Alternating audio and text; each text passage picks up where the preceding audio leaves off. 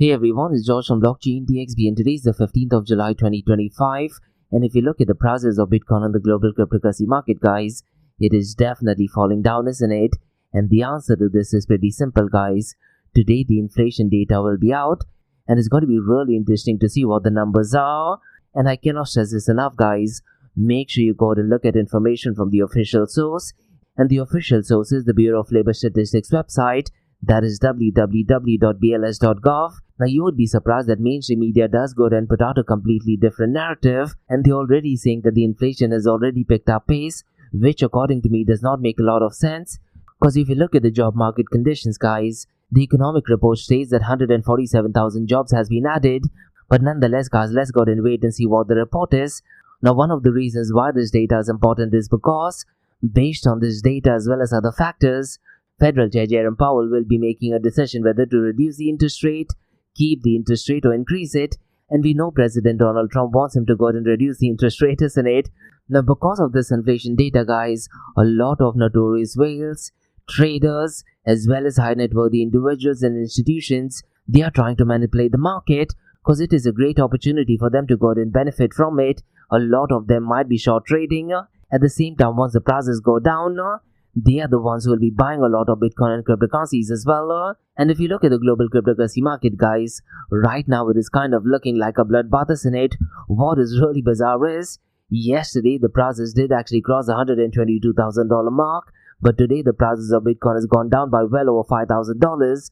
So we'll definitely go ahead and take a deep dive into all these numbers. Now along with the inflation data, guys, the US House of Representatives, they did actually kick off the crypto week on the 14th of July, that is yesterday. So what I'll do in today's episode, I'll very briefly go and touch base on what is it that they're going to be discussing this entire week. And there are essentially three areas, guys, that they're focusing on. The first one is Clarity Act. The second one is Genius Act. Now the third one is something which a lot of Bitcoiners as well as cryptocurrency advocates should be supporting.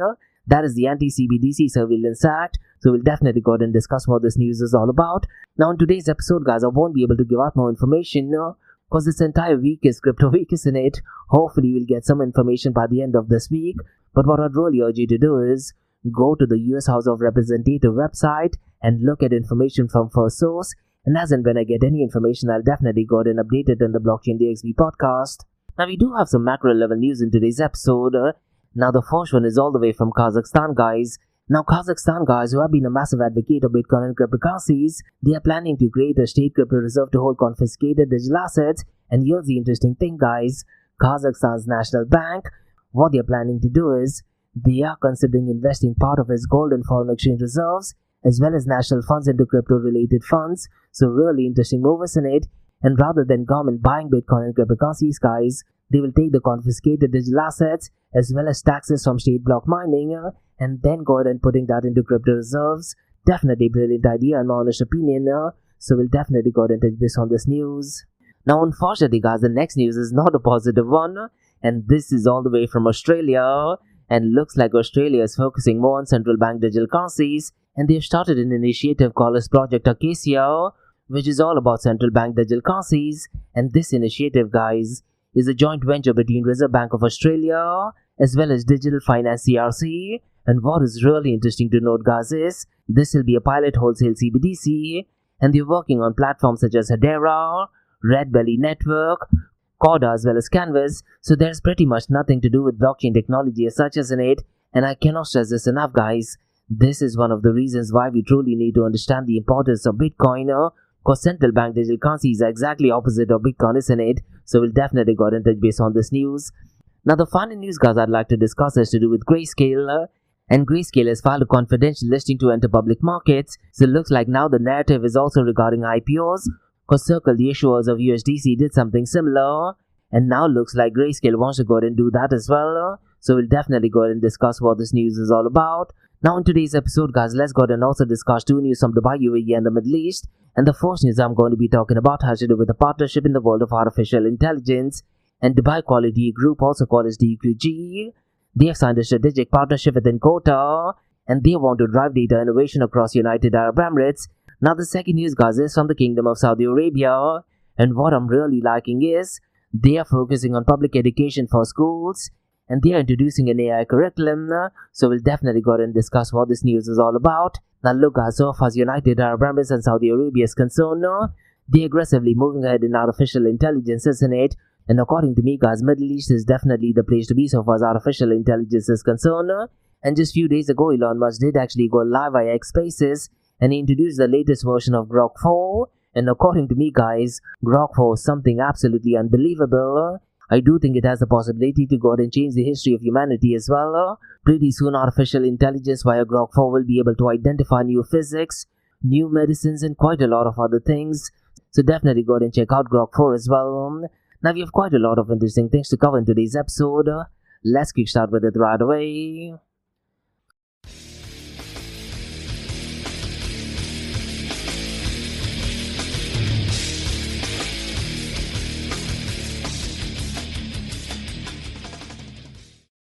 Hey everyone, this episode is powered by a new sponsor, that is Amana, and they are the region's first and fastest growing regulated all-in-one trading and investing app.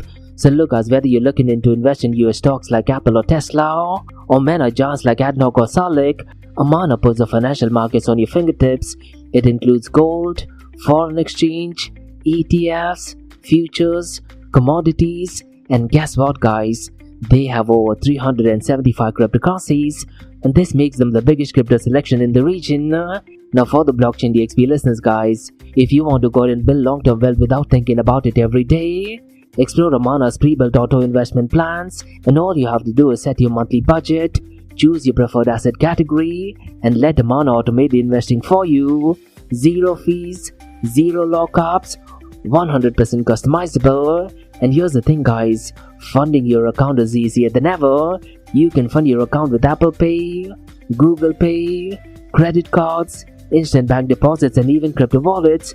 No friction and no hassles. And the best part is guys, let's say if you need support, you would absolutely love Amana for this, because they offer 24/6 human customer service as well as a personalized sales support, real people, real help, and the customer support is in English as well as in Arabic. And for the Blockchain DXB listener and community guys, I do have something really exclusive for you. What you can do is register with Amana using the code Blockchain DXB, or you can also use the link that is in the show notes below. And here's the best part guys, once you register, fund your account with a minimum of $100 and at least go ahead and make one trade, and then you'll receive a $100 trading bonus credit to your account the following month. But look guys, it's real important to note, the bonus is non-withdrawable. It is there to help you trade and learn.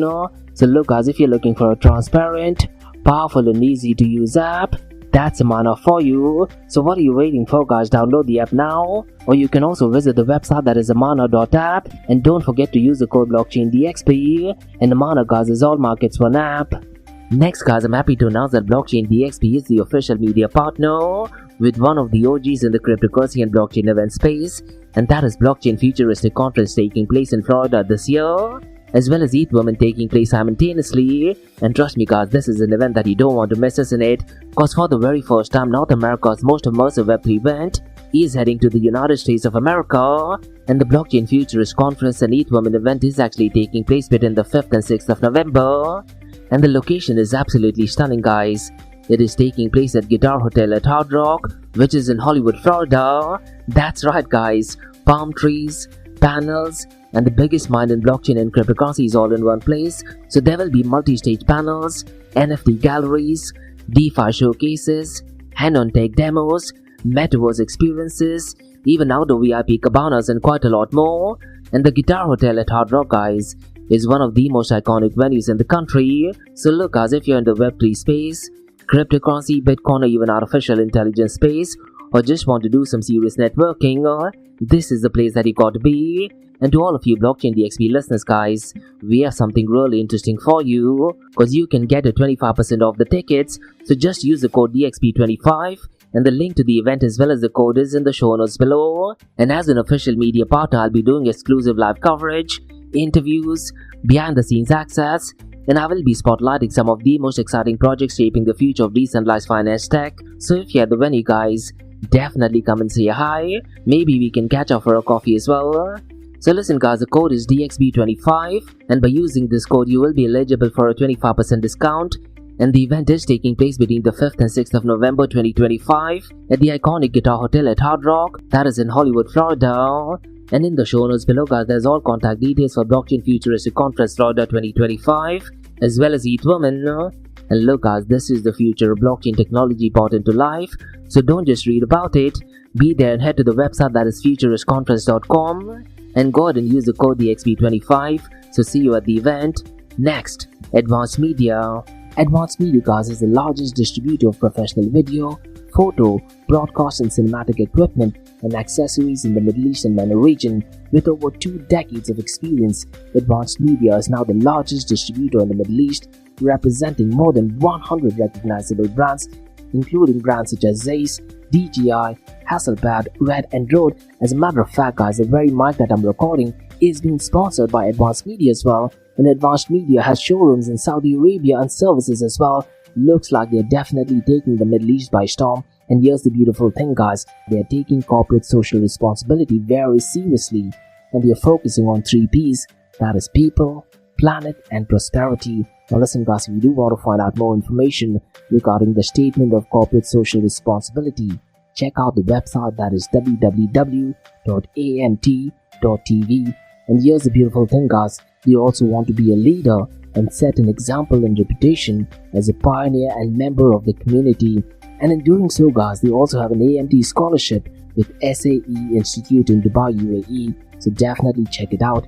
And also, guys, Advanced Media is committed to persistently developing, organizing and hosting training workshops, seminars and community events that educate, inform and familiarize consumers with new equipment and the latest technological advances. So listen, guys, do one thing. If you do want to support this channel, go to the website, that is www.amt.tv,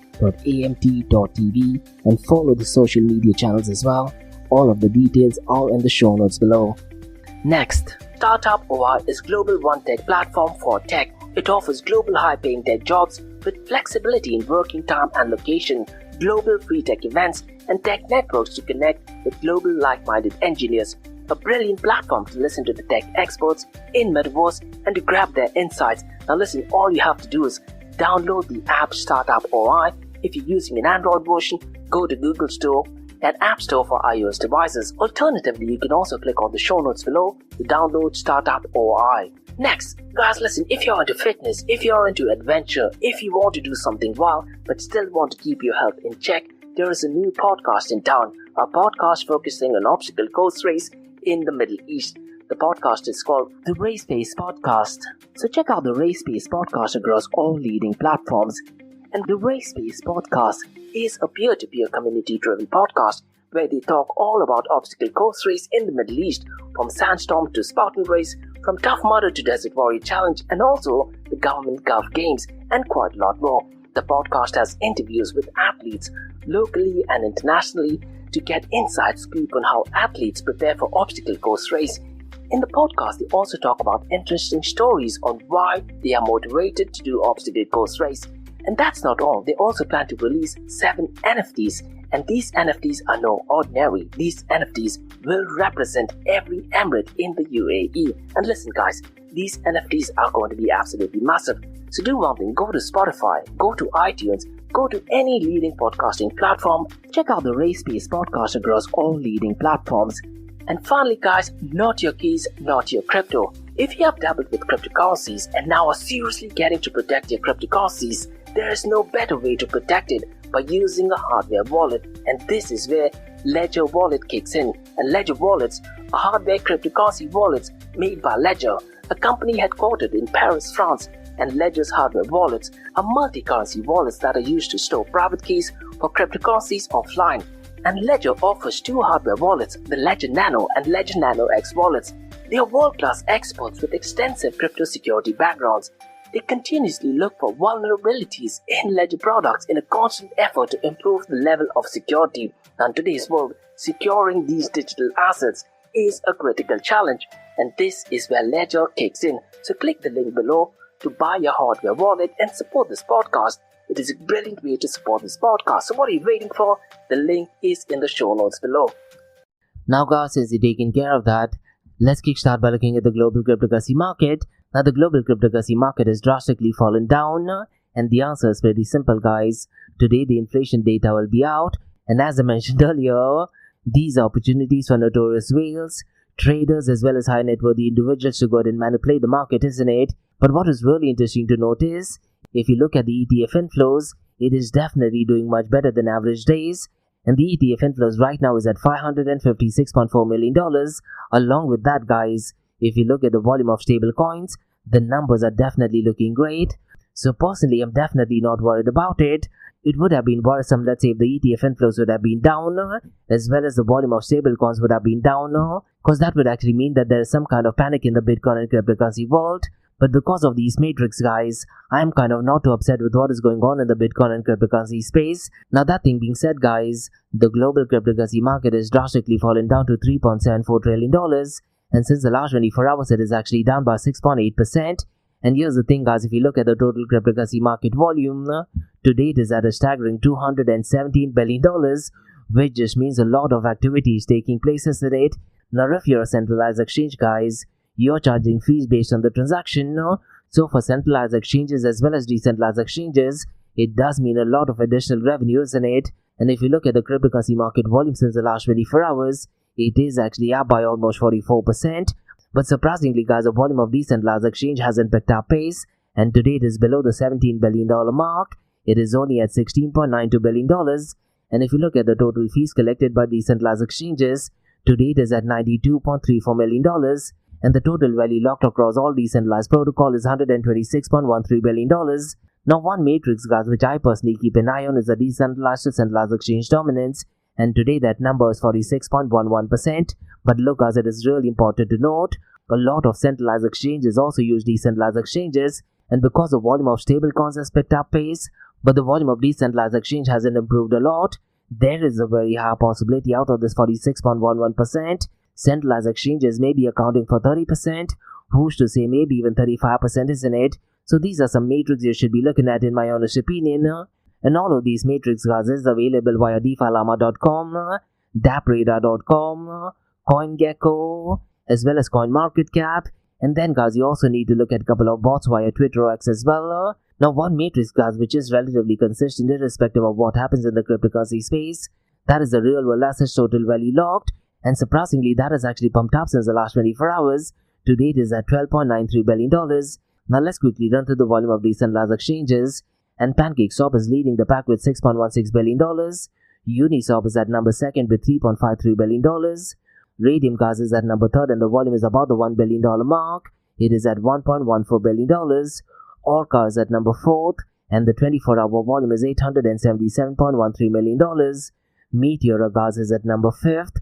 And the 24-hour volume is $805.44 million. Now let's quickly run through the numbers regarding stable coins. And as I mentioned earlier, guys, because the volume of stable coins has increased, I'm kind of okay if the prices are going down now. Because if the volume of stable coins has increased, guys, it does give indication that people are converting a lot of the cryptocurrencies onto stable coins. And they're kind of parking it temporarily, isn't it? At least at a macro level, that is what I assume to be. And I'm hoping the moment inflation data is out and the prices of Bitcoin and cryptocurrency picks up pace, these stable coins will be converted back into Bitcoin and cryptocurrencies. And if you look at the volume of Tether USDT today, it is right now at $137 billion. Circle USDC is at number 2nd, and the 24-hour volume is $17.80 billion. FDUSD is at number 3rd with $10.87 billion.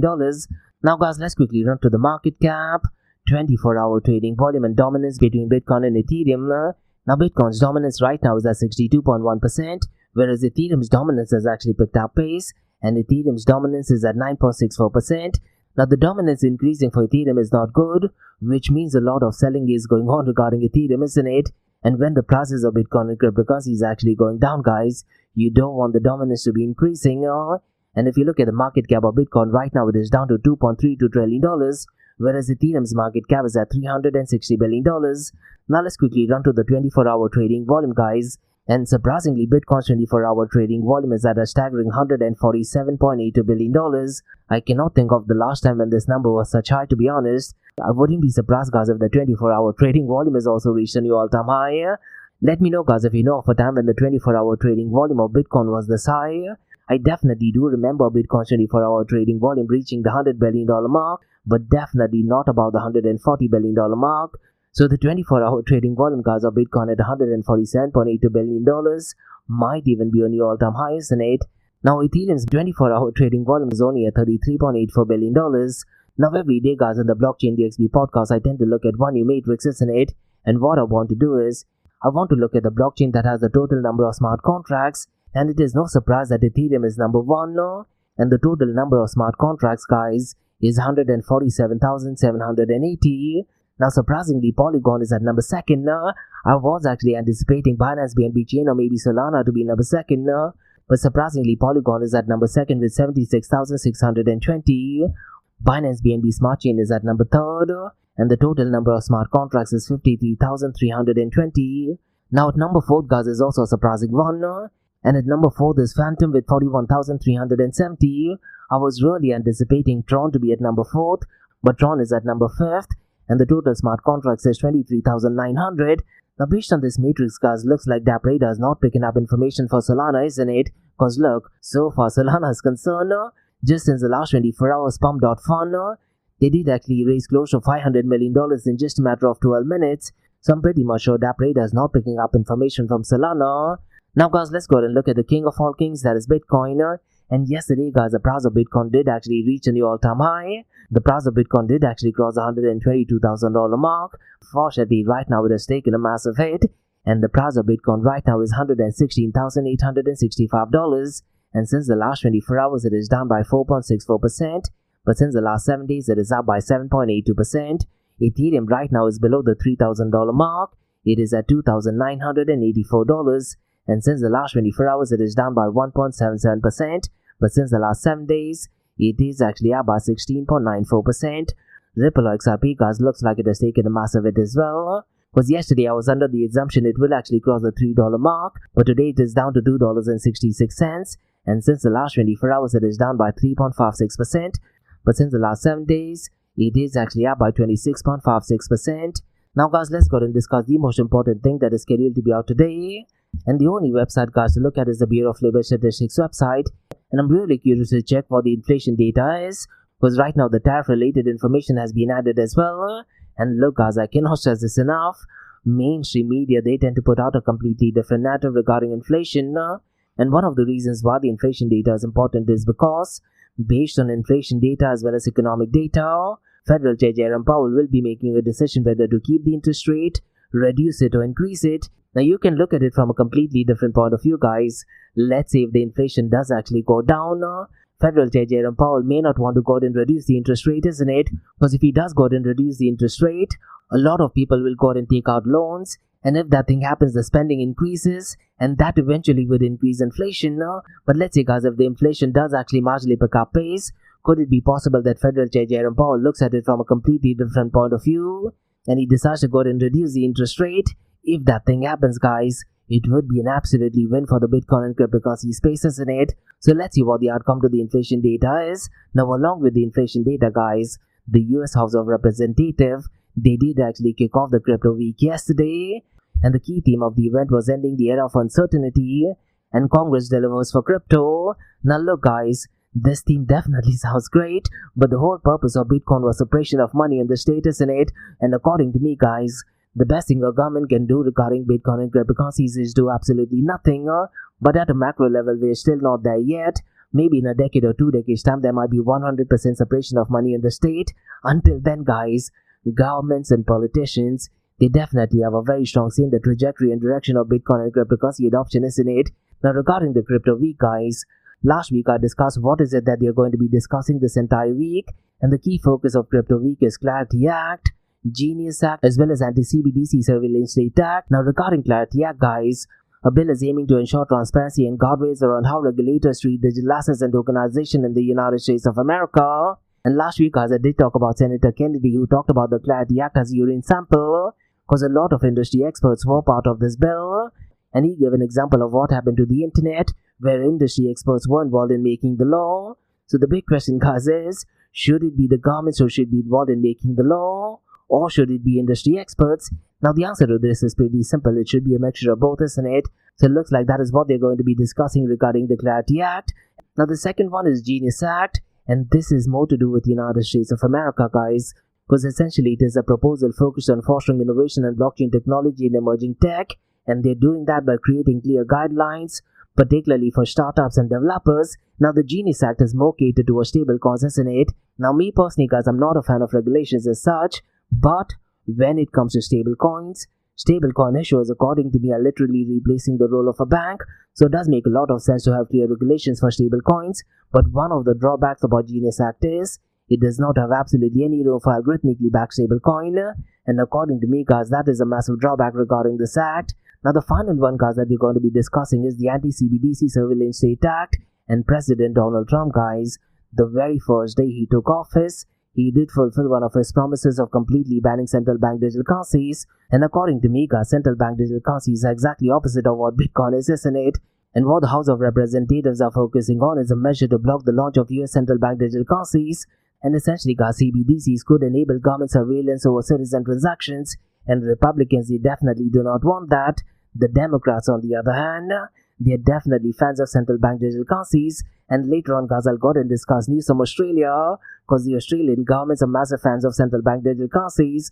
Now look, guys, while LinkedIn, I'm seeing so many people praising digital currencies when it comes to central bank digital currencies, they do not really understand the difference between central bank digital currency and Bitcoin, or even blockchain or cryptocurrency for that matter.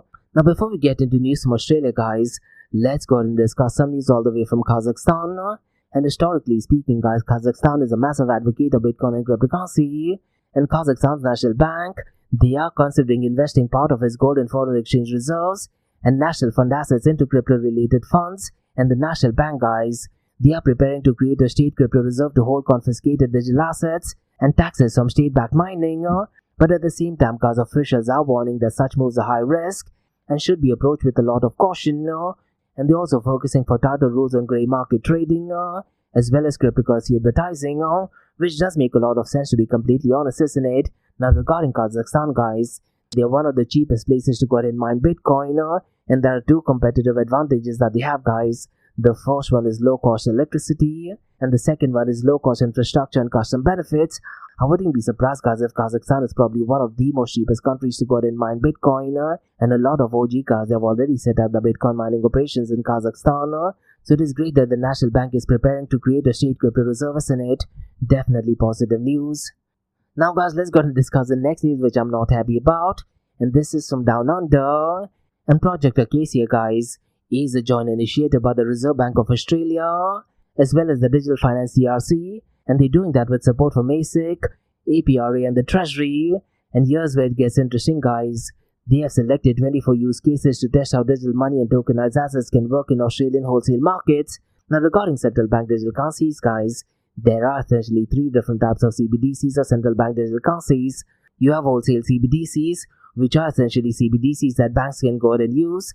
Then you have retail CBDC that average people like you and me can go ahead and use. And then you have MCBDC or multiple CBDC, which is used for international transactions among different countries. Now, based on the news, looks like what they're working on is wholesale CBDC, and settlement options, guys, include stablecoins, bank deposit tokens, and a pilot CBDC, which is wholesale CBDC, will be tested on platforms like Hedera, Redbelly Network, Corda, as well as Canvas. This, to be honest, guys, definitely seems like innovation, isn't it?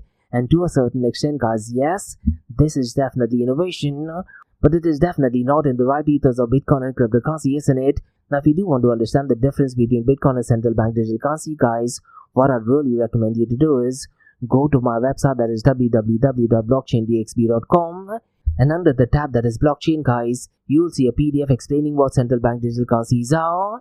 And in the second or third slide, guys, I have made clear distinction between central bank digital currencies and Bitcoin, because look, guys, when you talk about Bitcoin, it is peer-to-peer electronic cash system, isn't it? But so far, central bank digital currencies are concerned, they're definitely not peer-to-peer. Rather, they are digital currencies issued by central bank. And when you talk about trust, guys, you need to go ahead and trust the central bank. You need to go ahead and trust politicians. You need to go ahead and believe in the promise of central bank digital currencies.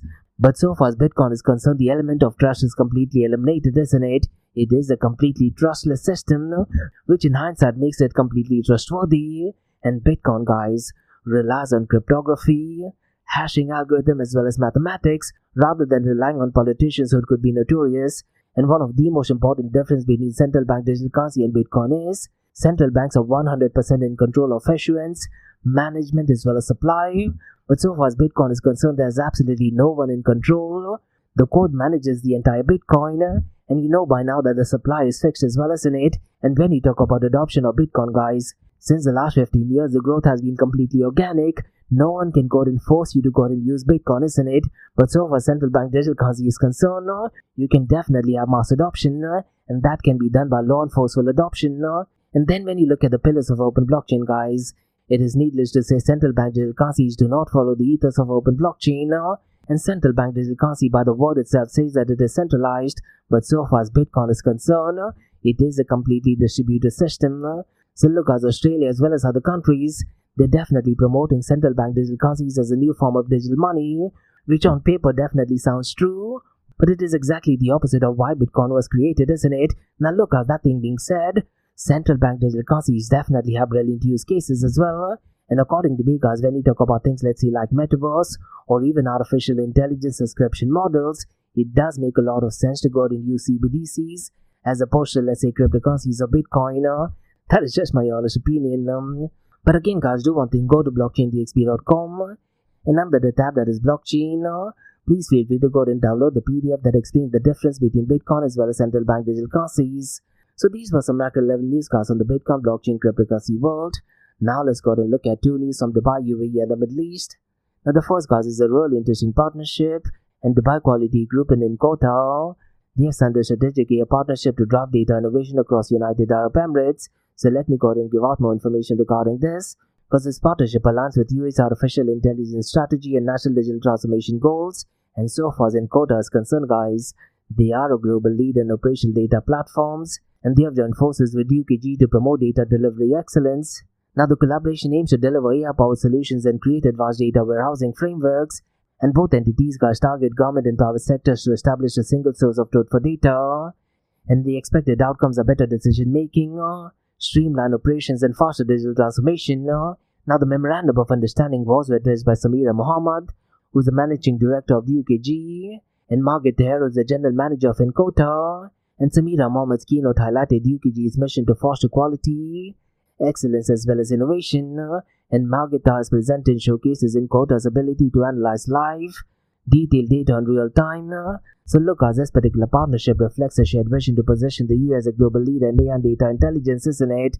And Corda's technology allows organizations to connect all data sources without losing speed or granularity. And this event, guys, gathered industry leaders, government delegates, as well as private sector stakeholders, and the discussion focused on AI-ready, secure and government data environments for complex regional challenges. And UKG, guys, emphasized its role in empowering organizations with innovative technologies and best practices. And Samira Mohammed did actually state that this alliance is a significant step towards promoting excellence and innovation in the business. And look, at this particular partnership is part of UKG's ongoing efforts to advancing AI, as well as other advanced technology practices in the United Arab Emirates. And both the organizations are aiming to empower UAE enterprises with faster, more precise and impactful data use. So definitely brilliant news in my honest opinion. As a matter of fact, guys, the next news I'm going to be talking about is also a really interesting one. And the Kingdom of Saudi Arabia is planning to introduce AI curriculum across all public schools starting in 2025-2026. And this initiative covers all levels of public education from primary to higher learning. And this particular initiative, guys, is led by the National Curriculum Center, which is in partnership with Ministry of Education, Ministry of Communication and IT, and Saudi Data for Artificial Intelligence Authority. Now look, as it is needless to say that news such as this does align with Vision 2030's Human Capability Development Program goals, isn't it? As they aim to build AI literacy and digital competencies among students, and it is designed to nurture a generation capable of driving innovation in emerging technologies. And AI learning outcomes, guys, will be integrated into National Student Performance Assessment, and so far as the curriculum is concerned, it instills core technical skills which are relevant to AI and data sciences. And what I like is that it emphasizes critical thinking and ethical understanding of artificial intelligence, and it builds a successful pilot course that is Introduction to Artificial Intelligence for third-year secondary students. And this pilot, guys, was showcased earlier this year at the Human Capability Initiative Conference, and this particular initiative was developed by Saudi Data for Artificial Intelligence Authority, National Curriculum Center and Ministry of Education. Now Now, the pilot course has laid the foundation for national implementation of AI education, and students will learn through interactive and practical learning modules, and the curriculum ensures continuity and progression from early grades to advanced levels, and it extends across primary, vocational, university tracks and life learning pathways. And look, as news such as this does position Saudi Arabia as a regional and global leader in artificial intelligence education, isn't it? And it does mark a transformative step in embedding AI literacy into the kingdom's education system. And just yesterday in the Blockchain DXB podcast, I talked about Saudi Arabia and United Arab Emirates. They have brilliant ties with the United States of America, isn't it? And Saudi Arabia is committed to $600 billion worth of investment in the United States of America. And the United Arab Emirates, guys, they have committed to a staggering $1.4 trillion. So look, at a geopolitical level, guys, things are looking great between the United States of America and the Middle East region. And I cannot stress this enough, guys. Since the last 2 years, the Middle East is definitely taking leaps and bounds, not just in the Bitcoin cryptocurrency space, but particularly in the artificial intelligence sector as well. So definitely brilliant news. So these were the newscasts on the Bitcoin, blockchain, cryptocurrency, and artificial intelligence world from Blockchain DXB. In case if you like listening to this podcast, please click on the follow button, give it a 5-star rating, and share the word across. Now for the next few minutes is going to be an Ask Me Anything series, where your listeners can ask any questions regarding Bitcoin, blockchain, beyond blockchain, cryptocurrencies, NFTs, DeFi, and Metaverse. So let's get started with the Ask Me Anything series.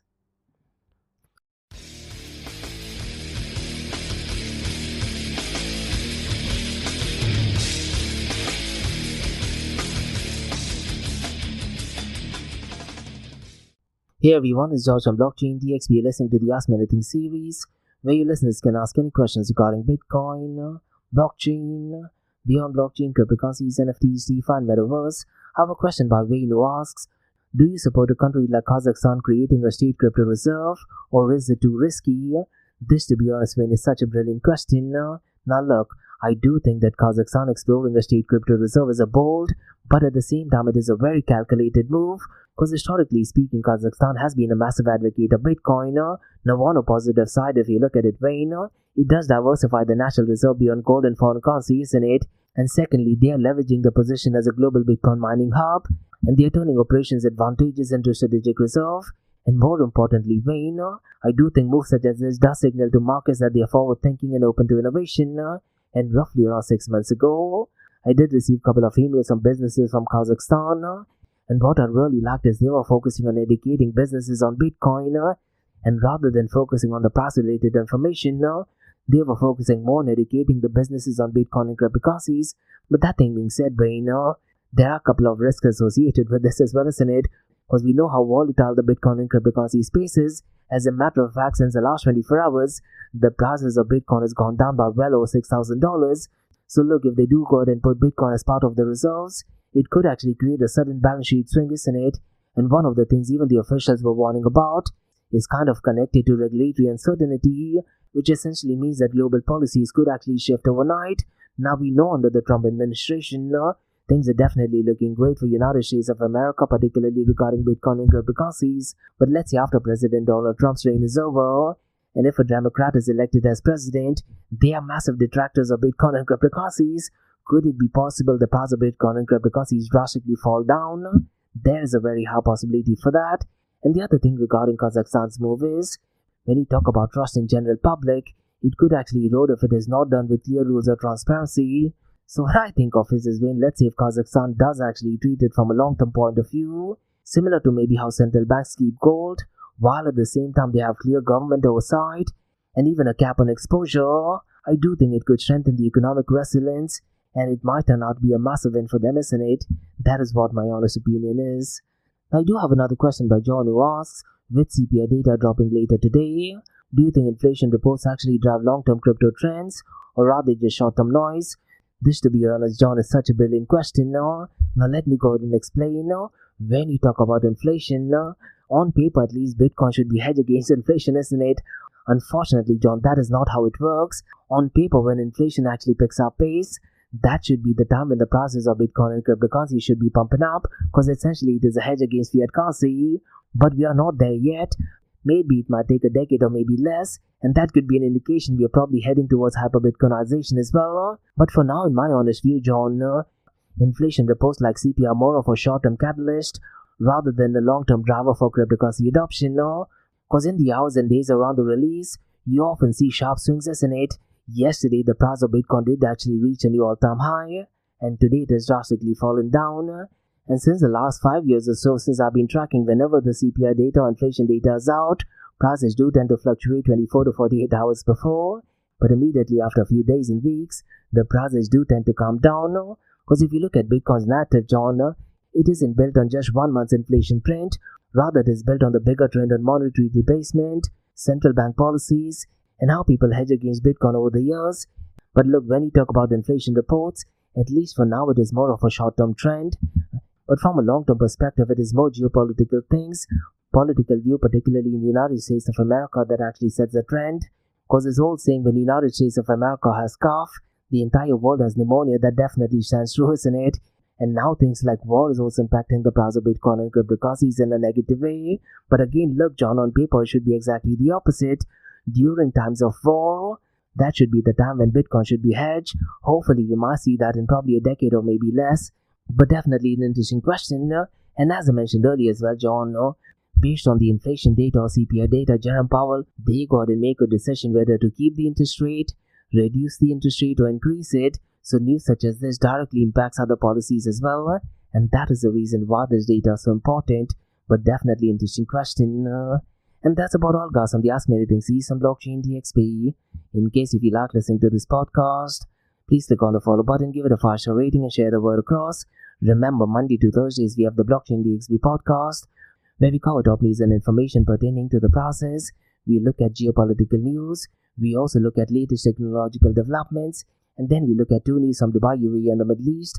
We also take a deep dive into the latest technological development, geopolitical news surrounding Middle East. And we also look at the prices of Bitcoin, cryptocurrencies, NFTs, DeFi, and Metaverse. And what you're listening to right now is the Ask Me Anything series, where your listeners can ask any questions regarding Bitcoin, blockchain, beyond blockchain, cryptocurrencies, NFTs, DeFi, and Metaverse. So thanks so much for listening, guys, and have a nice one. Bye-bye.